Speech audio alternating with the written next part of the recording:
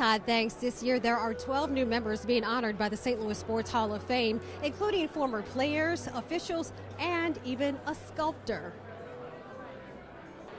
Harry Weber.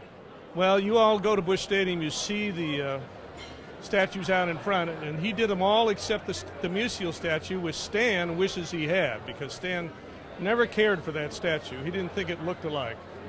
Following a career spanning at least 4 decades in and around sports, Greg Marisek founded the St. Louis Sports Hall of Fame more than 12 years ago. I mean, there's so many stories in St. Louis history that people don't know, but they find out when they come to our events. In addition to Weber, this year's class includes tennis player Carol Hanks-Aucamp, amateur golfer Skip Berkmeyer, and Cardinals left fielder Bernard Gilkey.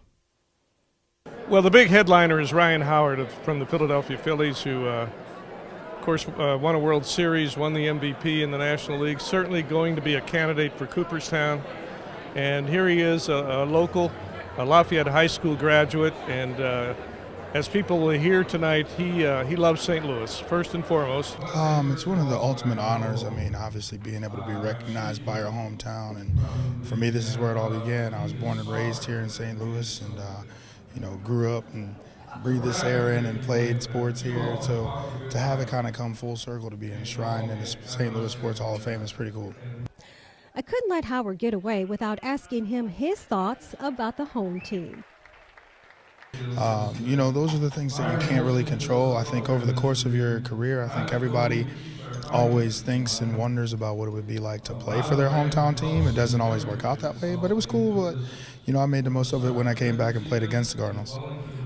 Other members of the 2019 class include former NBA player Ryan Robertson, former NFL defensive lineman Bob Rowe, who spent a decade with the football Cardinals. Greg Vitello is a retired soccer and baseball coach at DeSmet. Football coach Larry Walls is in, as is soccer player and coach Mike Villa. Basketball official Ron Zetcher made the class, as did Cardinals second baseman Ted Sizemore. I ended up playing 12 years, and I loved St. Louis, loved the Busch family. The old man, Gussie, was fantastic. Red Schoendienst was my manager. He was a second baseman also, like me, which made it real special for me to play here. I really enjoyed it.